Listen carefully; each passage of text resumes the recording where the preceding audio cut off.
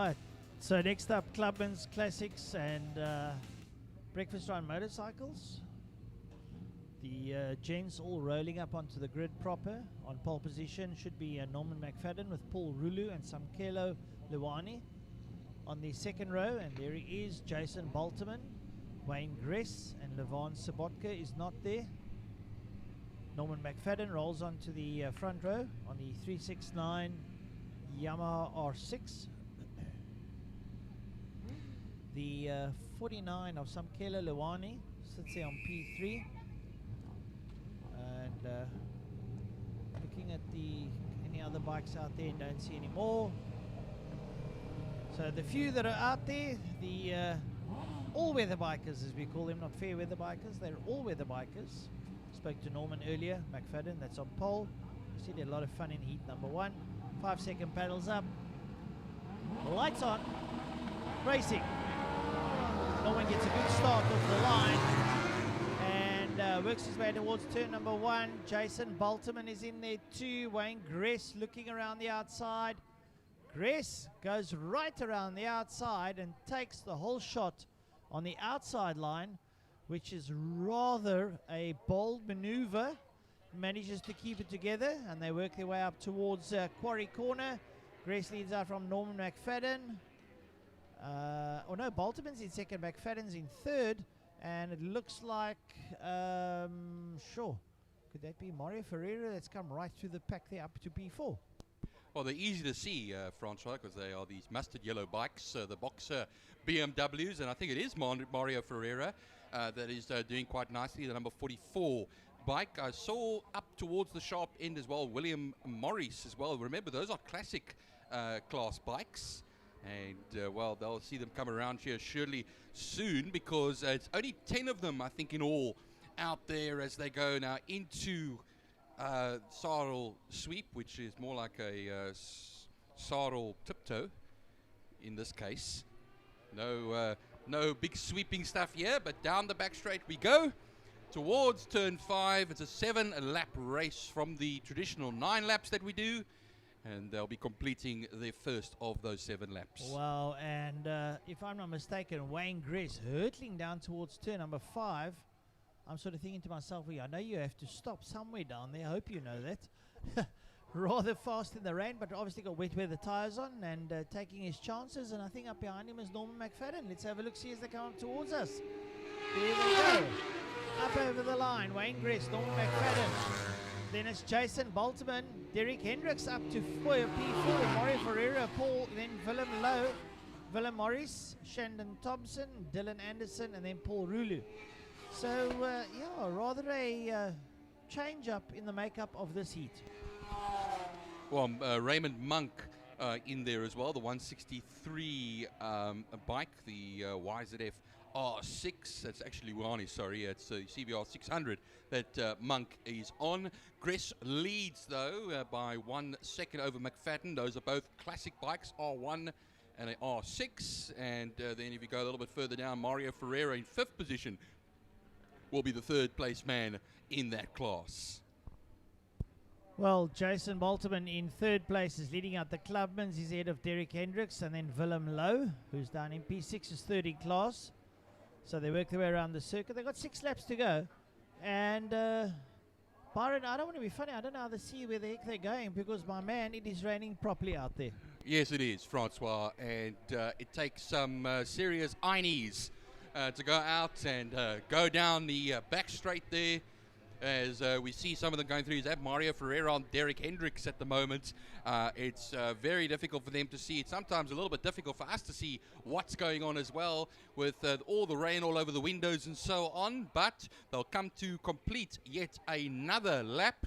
The likes of Wayne Gress and Norman McFadden using all those years of experience of racing to his advantage. Here they come now, the number 95 of Wayne Gress, the fastest lap, 1:45.122 to 1:45.820 to Norman McFadden. Look at Mario Ferreira though on the 1100S BMW. Oh, he's really hurtling, and as a matter of fact, he's pulling up behind Norman McFadden. He's got about a 2.5 second gap, but he's getting a little bit closer. Lovely to watch, but Wayne Gress has got the bit between his teeth and he's decided, you know what, I'm just going to try and get out of here. Takes it very gingerly around Quarry Corner. Norman McFadden's there.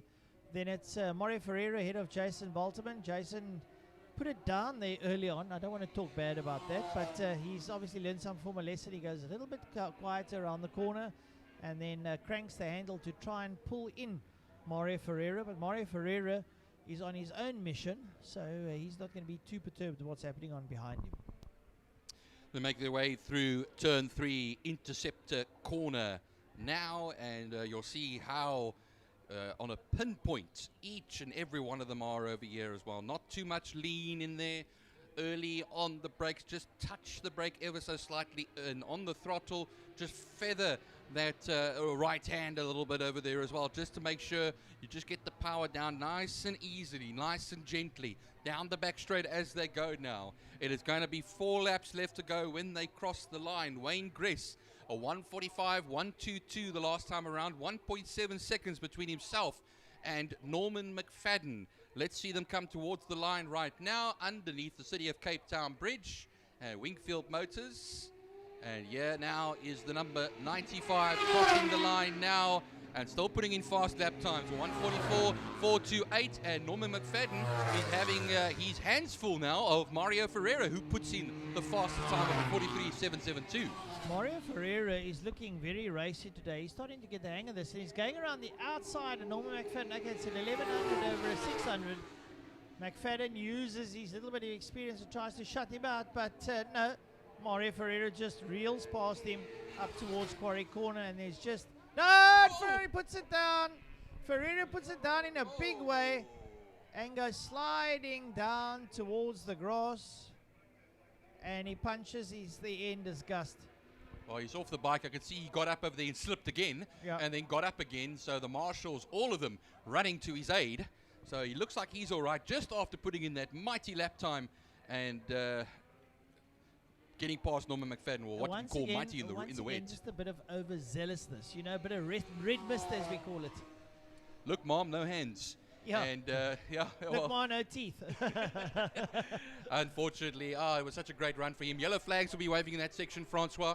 Just reminding them, if the marshals can just clear that up before they come around the next time. That means that Jason Balterman will come up into 3rd position, and he's still leading the Clubman's class, mind you, ahead of William Morris, who's now the top boxer in this one as well. He's also on the 1100S, also in mustard colors, and he currently will be 4th when he crosses the line next time around, ahead of Derek Hendricks. Well, you know, Mario Ferreira's got about 8 minutes to stand in the rain there.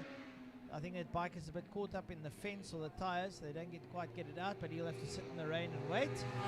Across the line, Wayne Gress, Norman McFadden, Jason Balterman, and then William Morris. And then it's the next be up, probably Derek Hendricks. We see Mario Ferreira going down the log lead. He was doing very well, but just a little bit of red mist, and you can't see the corner when the red mist is up. So it's a bit unfortunate. Derek Hendricks comes across the line. The leader then, Dylan Anderson of the breakfast run class, is in 6th at the moment, and he's only 9/10ths of a second, 900ths of a second, excuse me, ahead of Willem Lowe when they cross the line. The Yamaha versus the Kawasaki, and then Shandon Thompson still hanging in out there in 8th position. Jason Balterman just went up the inside of Norman McFadden. Coming out of Quarry Corner, he just kept rolling it on and has now pulled away slightly from Norman McFadden. So Jason Balterman has suddenly found his form, because I know he can ride a bike. I've seen him ride a bike plenty of times, and he can ride. So this is an exceptional performance coming out of Jason after he had a fall in the early heat outside.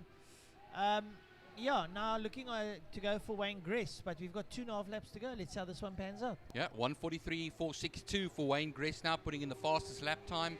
Who's looking at Jason Balterman and a 1:45.237. As we said, got himself past Norman McFadden over there, but it's going to be a tough ask to try and chip away at Wayne Gress at the moment on that Yamaha R1. There are 3 laps left to go, and including the one they are currently on at the moment. There comes now the number 95 of Wayne Gress. He will have his penultimate lap started, And then we wait a little bit over here for that number 90 of Jason Balterman on the F800 BMW. Well, a second there of 8.5 seconds between Wayne and Jason, and then another 2 seconds ahead of Norman McFadden, with William Morris coming over the line. You see some of the rest of the riders coming towards us. It's Derek Hendricks, Dylan Anderson, Derek Hendricks, Dylan Anderson, Shannon Thompson.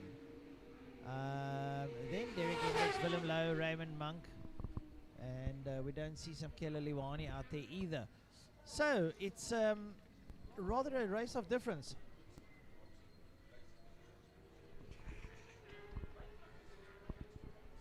Well, there we go. So 2 laps left to go then, as we count down to the checkered flag in this race. If you've just joined us now, yes, it's wet. It's raining here in Cape Town. We didn't think it would be doing this, but yes, there it is. And well, we've had to deal with it today. We've had a few thrills, we've had a few spills, a few bumps and bashes, but everybody seems to be okay. The flags are rippling quite a bit here as we watch Wayne Gress, the man leading the moment, not only the overall, but the classic bikes as well. He'll come around to start his final racing lap. Although I see William Morris, a 36.6 fastest sector in Sector 1 over there on that BMW. That is the stablemate of the man who went down at Turn 2. Of course, that is Ferreira. Well, Wayne Gress just said, you know what, everyone keep quiet. I've just done a 1:42.2, the quickest lap of the race. So he's out front, and he's not going to be caught very quickly. He's probably got about a 12-second lap over Jason Balterman, who goes over 11.1 seconds ahead. So it's his final lap. Wayne Gress makes his way up towards Quarry Corner. Breaks nice and early to pitch it in up on the inside of Quarry Corner. Keeps it nice and tidy. They're staying off that outside line because a lot of guys have slid on that outside line. So working his way around. There goes Jason Balterman on the F800 GS into Quarry. Also taking Jason, a big chap, big lad, and just pitches it around. Norman McFadden running a little bit deep into Quarry, manages to keep it together. He's running up there behind William Morris, and they make their way through the Kingtown towards Interceptor Corner. Only a bit of a lap to go for this last of the Clubman's Classic and Breakfast Run motorcycles. One more bike race to go after this one, which will be the Superbike combination. But yeah, watch out there. Another fastest lap the last time out, a 42.217 for Wayne Gress, and an 11.1 second advantage over Jason Balterman. But he is, of course, in a separate class. The classic bikes will be Gress. Morris comes up into 3rd position overall, and second in class Norman McFadden will just hold on to the classic bike podium. Dylan Anderson coming up into 5th position there, ahead of Shandon Thompson, who, remember, is actually second in his class, second in the Clubman's class, ahead of Willem Lowe. There goes Wayne Gress. He takes the victory. Lovely ride by Wayne Gress there. Very constant times that he was posting. 144s, 142s, doing exceptionally well. Jason Balterman with a exceptional 2nd place there, also doing 144s. William Morris upped his time to 143. He did exceptionally well to find himself in 3rd. Norman McFadden down in 4. 3rd in the classics. I think he would have liked to have done a lot better, but his counter contestants had other ideas. And then coming towards us, Dylan Anderson, and then behind him it's Shannon Thompson, who crosses the line. And we have a look, see who else is going to come up over the line, and it's going to be Raymond Monk, who's done exceptionally well to get past Willem Lowe and Derek Hendricks, and then some Keller Liwani. Well, that was the Clubman's Classics and Superbike Breakfast Run motorcycles. That was the heat number 2. And we had a couple of thrills and spills, but nonetheless, everyone walking away without any wear and tear, as they say.